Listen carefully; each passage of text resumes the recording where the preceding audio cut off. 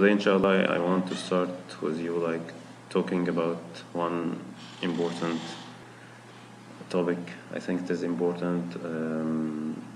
It is about the beautiful names of Allah, or Asmاء الله الحسنى.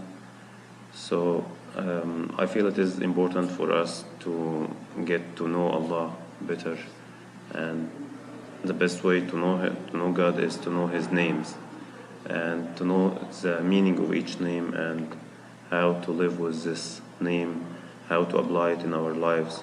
So this is actually what I will be trying to do, and I'm just doing my best.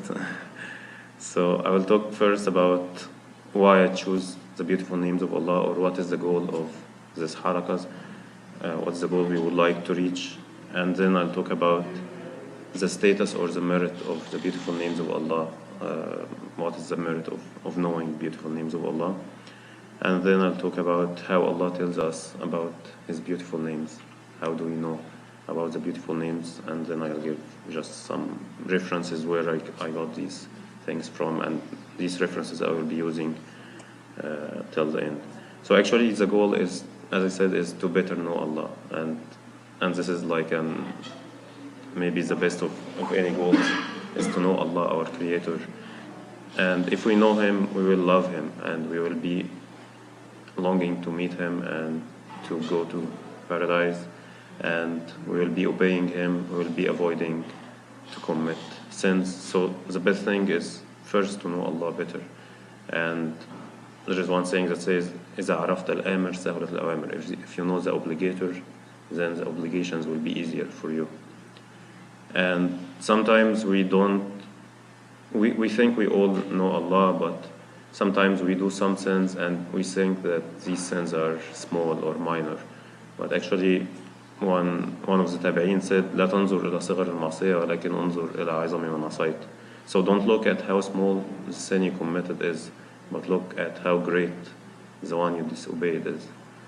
So if we know Allah, if we have the knowledge, we will have the obedience, and then this will lead us to be happy in our life and to enter the paradise, inshallah.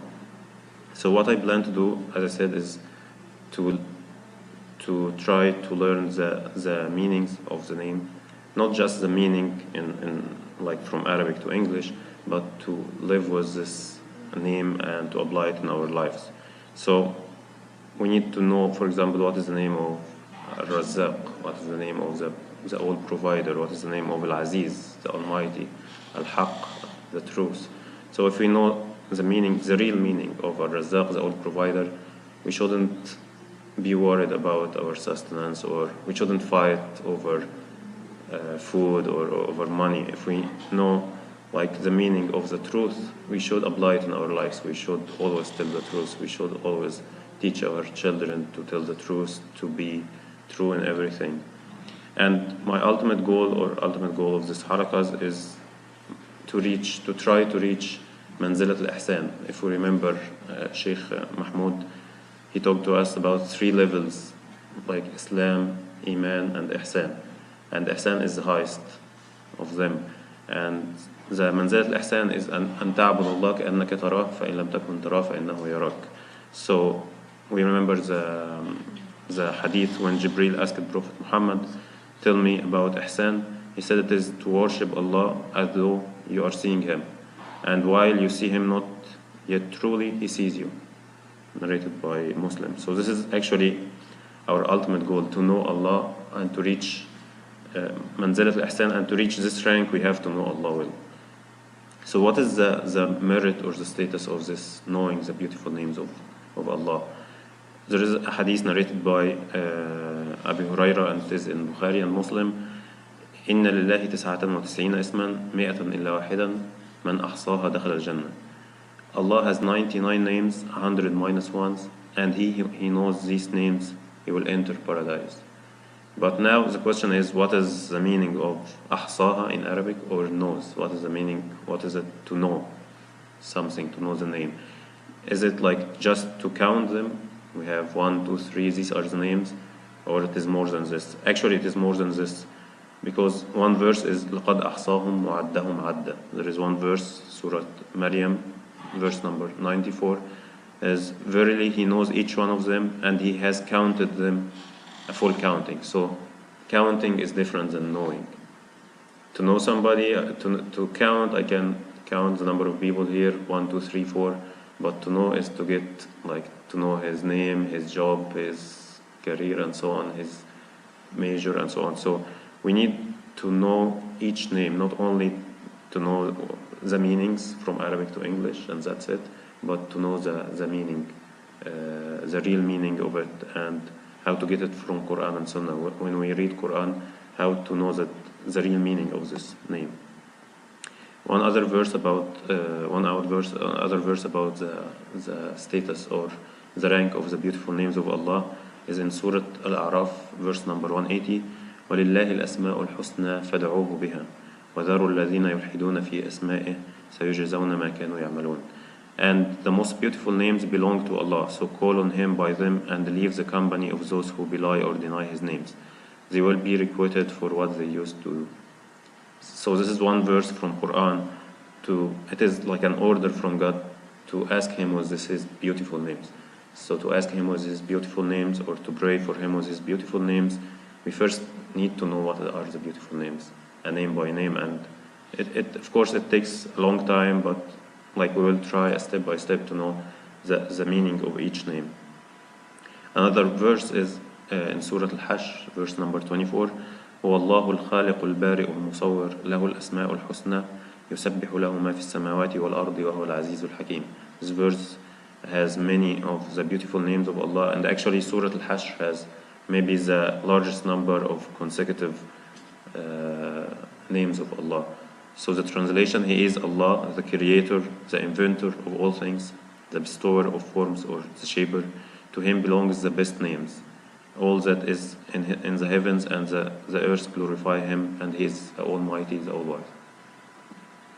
So we talked about the merit of knowing the beautiful names of Allah. But how, I said we want to apply it in our lives. How come, or how can we apply it? If I know the meaning, the real meaning of Ismullah Ar-Raqib, the watchful, then I shall never disobey Him. Or I should have like the full truth or the full belief that He sees me wherever I go. If I know the watchful, if I really know this meaning, not just in a halaqah, but I want to apply it in my life. I want to know He sees me wherever I go in the dark, in every place He will see me. So I shouldn't be like doing sins that easily, or I shouldn't do sins at all. If I know the meaning of the name Al-Aziz, the Almighty, then I shouldn't accept like to be humiliated by anybody, because I know that Allah is Aziz, the Almighty.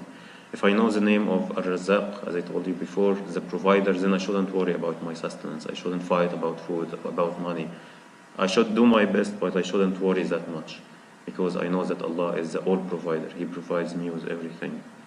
So the next point, as I told you, is how God tells us about His names. It's about actually two ways God tells us about this, which is Allah's book, the readable book of Allah, and the visible book of Allah. We can think about the readable book is actually Quran, and the visible book is the universe around us, the science in the universe around us. So how God tells us about His names in Quran? The beginning of each surah, Bismillah ar-Rahman ar-Rahim, in the name of Allah, the most gracious, the most merciful. Every surah except Surah Tawbah starts with this verse, and we say it hundreds of times and thousands of times. Bismillah ar-Rahman ar-Rahim. So do we really know the meaning of the most gracious, the most merciful? And one other thing is Surah Al-Fatiha, the greatest surah in Quran, Surah Al-Fatiha, the opening. Bismillah ar-Rahman ar-Rahim. Alhamdulillahi Rabbil Alameen. Ar-Rahman ar-Rahim. Maliki Yawmiddin. Till the end of the surah. So in the name of Allah, the most gracious, the most merciful. All praises and thanks to Allah, the Lord, Rabb, the Lord of all mankind, Al-Alameen, the most gracious, the most merciful, the only owner, Maliki Yawmiddin, the only owner of the day of resurrection, till the end of the surah. So this is the surah, we read it times and times. We should and that is why it's the greatest surah in Quran. We have to say it in each rak'ah, in each prayer. So it has like 3 or 4 names of the most beautiful names of Allah. One other thing in Quran is the greatest verse of Quran, which is Ayat al-Kursi, the greatest verse of Quran. It says, Allahu la ilaha illa huwa al-hayy al-qayyum, la ta'khudhuhu sinatun wa la nawm, lahu ma fi as-samawati wa ma fi al-ard, ma dha alladhi yashfa'u 'indahu illa bi'idhnihi, ya'lamu ma bayna aydihim wa ma khalfahum, wa la yuhituna bi shay'in min 'ilmihi illa bima sha'a, wasi'a kursiyyuhu as-samawati wal-ard, wa huwa al-'aliyyu al-'azim. So the translation, Allah la ilaha illa huwa, none has the right to be worshipped but He, al-hayy al-qayyum. These are 2 names, the ever-living and the eternal, the one who sustains and protects all that exists. 2 names. Neither slumber nor sleep overtakes Him. To Him belongs whatever in the heavens and whatever is on the earth. Who is He that can intercede with Him except with His permission? He knows what happens to them in this world and what will happen to them in the hereafter, and they will never compass anything of His knowledge except that which He wills. His kursi extends over the heavens and the earth, and He feels no fatigue in guarding and preserving them, and He is the Most High, the Most Great. So this is the greatest verse of Quran. It has 4 names of the beautiful names of Allah: the ever-living, the eternal, the Most High, the Most Great. One other evidence or way in Quran is Surah Al-Ikhlas, which is Surah Al-Ikhlas, or some people call it Surah Al-Samad. It's actually known to be equivalent to reading 1/3 of Quran. This surah, this very small surah, is equivalent to 1/3 of Quran. What does it say? قُلْ هُوَ اللَّهُ أَحَدٌ اللَّهُ الصَّمَدُ لَمْ يَلِدْ وَلَمْ يُولَدْ وَلَمْ يَكُنْ لَهُ كُفُوًا أَحَدٌ. So, Allahu Samad. Maybe some of us don't know what is the meaning of As-Samad. Maybe we read it a lot and maybe we are reading it for years, but we don't really know what is the meaning of As-Samad. As-Samad is the one يلجأ إليه عند الشدائد, the one that the self-sufficient, whom all creatures need. The Samad that you always need Him, and you always need Him because قُلْ هُوَ اللَّهُ أَحَدٌ, because He is the one, and there is nobody except Him that can satisfy your needs. So the translation of the surah say, O Muhammad, He is Allah the One, As-Samad, Allah's self-sufficient master, whom all creature needs. And one other major thing, and it's a clear thing, it's the closure of verses. You always hear or read in the end of each verse, you need Al-Alim Al-Qadir, Al-Ali Al-Kabir, Al-Aziz Al-Hakim, Al-Latif Al-Khabir. We see this a lot of times in maybe many of the verses. For example, in Surah Al-Mulk, verse number 14, أَلَا يَعْلَمُ مَنْ خَلَقَ وَهُوَ اللَّطِيفُ الْخَبِيرُ. Shouldn't He who has created know, and He is the most kind and courteous and the all-aware. So these are 2 names of Allah. Surah Al-Imran, هو الذي يصوركم في الأرحام كيف يشاء لا إله إلا هو العزيز الحكيم. Other 2 names. He it is who shapes you in the wombs as He wills. None has the right to be worshipped but He, the Almighty, the All-Wise. So it is, you will see it too many times in Quran. Like if you look at the end of verses, you will see it a lot. And unfortunately, some of us may be just not really trying to understand why this closure is there. Is it just something to end the verse, or it has a meaning? So, for example, in Surah Luqman, ذَلِكَ بِأَنَّ اللَّهَ هُوَ الْحَقُّ وَأَنَّ مَا يَدْعُونَ مِن دُونِهِ الْبَاطِلُ وَأَنَّ اللَّهَ هُوَ الْعَلِيُّ الْكَبِيرُ. That is because Allah is the truth, which is another name of Allah, and that which they invoke besides Him is the falsehood, and that Allah He is the Most High, the Most Great. So scholars say that the closure of verses with these names, one reason for it is that the verse might be giving details, and then the conclusion is actually in these 2 names, or the moral of the verse is in these closure names. So you might see a long verse, and then you see one word or one name of Allah, that this is the moral of the verse, the things that Allah wants you to know. This is one opinion about these names. So for example, in Surah Al-Rum, الله الذي خلقكم من ضعف ثم جعل من بعد ضعف قوة ثم جعل من بعد قوة ضعفا وشيبة يخلق ما يشاء وهو العليم القدير. So the translation is, Allah is He who created you in weakness, then gave you strength after weakness, then after strength gave you weakness and gray hair. He creates what He wills, and it is He who is the all-knowing and the all-powerful. So as if all this verse to know, so God describes that what is happening, weakness, then strength, then weakness. Why is this? To know that Allah is the all-knowing and the all-powerful. He's the one He created you, and He has a wisdom of these states in your life. Another example of how verses might have details and then a summary or a conclusion is in the story of Ibrahim and the birds. وإذ قال إبراهيم رب أرني كيف تحيي الموتى قال أولم تؤمن قال بلى ولكن ليطمئن قلبي قال فخذ 4 من الطير فصرهن إليك ثم اجعل على كل جبل منهن جزءا ثم ادعهن يأتينك سعيا واعلم أن الله عزيز حكيم. So the translation, God is talking to Allah, to Ibrahim, and when Ibrahim said, "My Lord, show me how you give life to the dead," Allah said, "Do you not believe?" Ibrahim said, "Yes, I believe, but to be stronger in faith." He said, "Take 4 birds, then cause them to incline towards you, slaughter them, cut them into pieces, and then put a portion of them on every hill, and call them, they will come to you in haste." So you see all this story, and then the closure, and know that Allah is the Almighty, All-Wise. So this might be like the moral of this story, or the conclusion of this story. Know that Allah is the Almighty, All-Wise.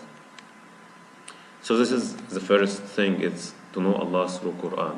If you really understand Quran, you try to understand it. We will try to read Quran in a different way, not just reading it, which is good and it is required, but we want also to try to relate the verses to the meaning of the names of Allah. The other thing, or the other way to know Allah, or the other way that God tells us about His names, is the universe. It's all over around us. And the whole universe, if we look to it in a different way, we will know that it is leading us to Allah. Surah Al-Isra, تسبح له السماوات السبع والأرض ومن فيهن وإن من شيء إلا يسبح بحمده ولكن لا تفقهون تسبيحهم إنه كان حليما غفورا. The 7 heavens and the earth and all that is therein glorify Him, and there is not a thing but glorifies His praise, but you understand not their glorification. Truly He is the ever forbearing, oft forgiving. So if we don't understand their glorification, so Allah is telling us that all creatures are glorifying Him. But if we don't understand it, why does God tell us about their glorification? Maybe to feel it, maybe to work our minds. Maybe this is encouraging us to, if all creatures that don't have brain or mind are glorifying Allah and yusabbihun Allah, then it should be better for us to glorify Him and know Him better than we do. And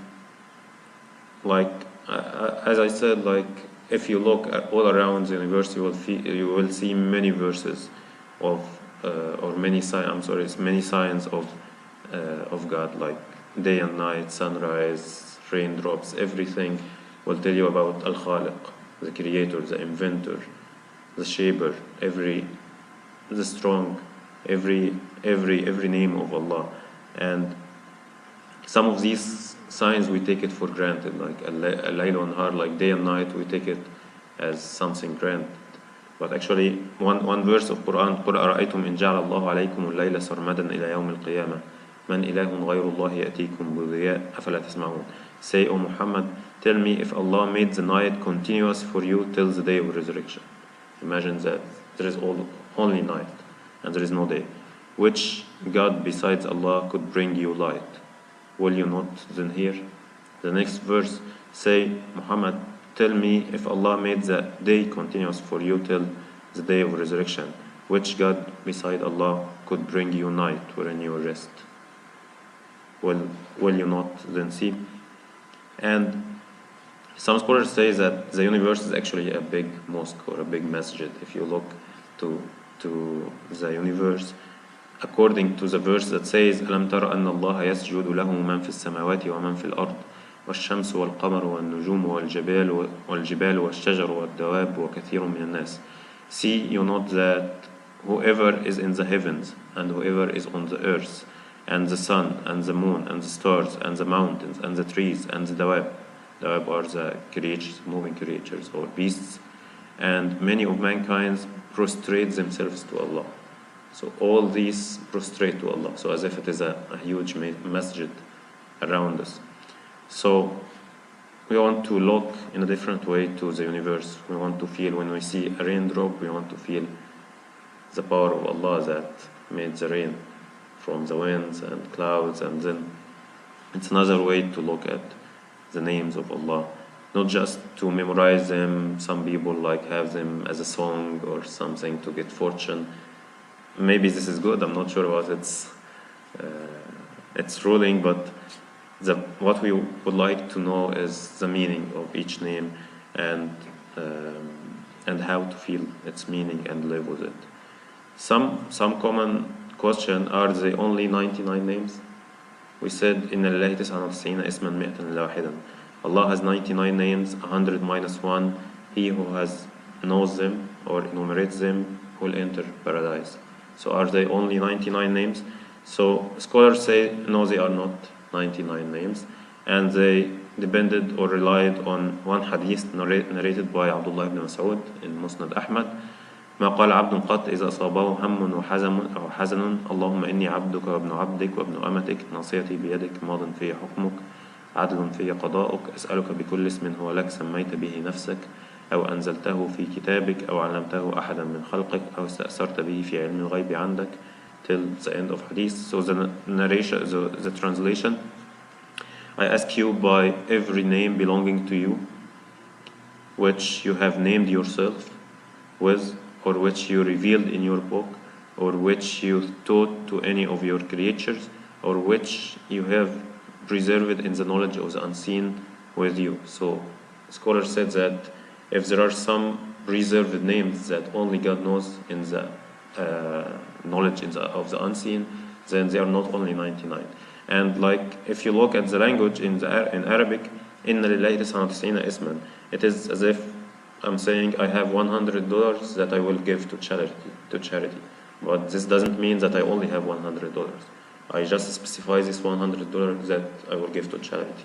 So it's the same way in Arabic. إن لله 99 اسما من أحصاها دخل الجنة.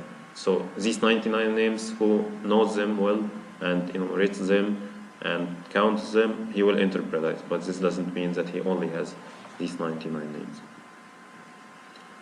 So again, to say the goal of this and what I will be trying to do in the rest of halaqas is to live with the meaning of each name in our life. When you felt, for example, at some time that you were in a hardship or in a need, either financial or whatever, and you felt that Allah like provided you or like ended this hardship for you, so you should thank Allah and know the name of Allah, Al-Provider, All-Provider, Al-Razzaq. Some of us, maybe all of us, make sins, but Allah, out of His mercy, is merciful. He gives us chance. And there is one verse, وَلَوْ يُؤَخِذُ اللَّهُ النَّاسَ بِمَا كَسَبُوا مَا تَرَكَ عَلَى ظَهْرِهَا مِنْ دَابَّةٍ ولكن يؤخرهم إلى أجل مسمى فإذا جاء أجلهم فإن الله كان بعباده بصيرا. And if Allah were to punish men for that which they earned, He would not leave a moving creature on the surface of the earth, but He gives them respite to an appointed term. So God is always giving us a chance. We all are committing sins every day, but God, out of His mercy, because He is merciful, He gives us a chance, another chance, after a chance to repent to Him. And One other thing is that the sunnah of Prophet Muhammad is to pray to God with these names. As Sheikh Mahmoud before told us, this is one way to call Allah with these names. If you are in a financial problem, in your dua or when you are calling Allah, ask Him with His name Al-Razzaq, the all provider, or Al-Wahhab, the all giving. If you ask God to help Muslim brothers and sisters in Syria, Iraq, or wherever, then ask God with His name Al-Aziz, the Almighty, Al-Qawi, the strong, Al-Jabbar, the compeller. So it's to choose the names that match what you are asking. If you're seeking, ask God to seek knowledge, then ask Him with His name Al-Fattah, the opener, and so on. So this is a sunnah of Prophet Muhammad. So just to conclude, I will just be introducing each name. I will try to do my best. I'm not a sheikh or an imam. I'm just preparing and trying to get these names. And it's a very huge thing, and we will not. It is not easy to reach to know God. We are just trying. ولا يحيطون بشيء من علمه إلا بما شاء. And they will never compass anything of His knowledge except that which He wills. And وما أوتيتم من العلم إلا قليلا. And of knowledge, you mankind have been given only a little. So we are trying to know the names, and we should always say, as Prophet Muhammad say, لا أحصي ثناء عليك أنت كما أثنيت على نفسك. I'm unable to find sufficient words of praise for you. You are as you have praised yourself to be. So this is like one of the known dua. So my references for what I'm doing or my preparation, there is one TV program for an Egyptian scholar, Egyptian da'iya, is called Amr Khalid. There is موسوعة أسماء الله الحسنى, the encyclopedia for beautiful names of Allah, for Muhammad Ratib al-Nabulsi. There is another book called المقصد الأسنى في شرح معاني أسماء الله الحسنى for Imam al-Ghazali. And there are some websites, and I'm using like to make sure that all hadiths I'm mentioning are correct hadith or authentic hadith. And for the Quran translation, I'm using Muhsin Khan Quran translation, Taqiyuddin Hilal and Muhsin Khan. And I'm trying to provide the surah and verse number to just be like a reference if you want to come back to it. That's it. I'm just asking you to get your feedback, like either to me, to anybody, or because I'm just trying my best. And Umar ibn Khattab said, رحم الله امرئا أهدى إلي عيوبي. Umar ibn Khattab radiallahu anhu said, may God have mercy upon somebody who tells me my shortcomings. So and presents it to me as a gift. So it's, if you are telling somebody his shortcomings, so it is actually as if you are giving him a gift. And this is what I prepared for today. I hope it is not too long, not too short. I ask Allah العظيم رب العرش العظيم أن يرحمنا. اللهم اهدنا فيمن هديت، وعافنا فيمن عافيت، وتولنا فيمن توليت، وقنا واصرف عنا برحمتك شر ما قضيت، فإنك سبحانك تقضي بالحق ولا يقضى عليك، وإنه لا يعز من عاديت ولا يذل من واليت. نستغفرك اللهم ونتوب إليك، ونؤمن بك ونتوكل عليك. أنت القوي ونحن الضعفاء إليك، أنت العزيز ونحن الأذلاء إليك، أنت الغني ونحن الفقراء إليك.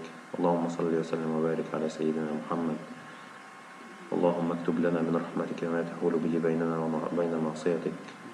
اللهم اجعل هذا العمل في ميزان حسناتنا، واجعله حجة لنا لا علينا. وآخر دعوانا الحمد لله رب العالمين.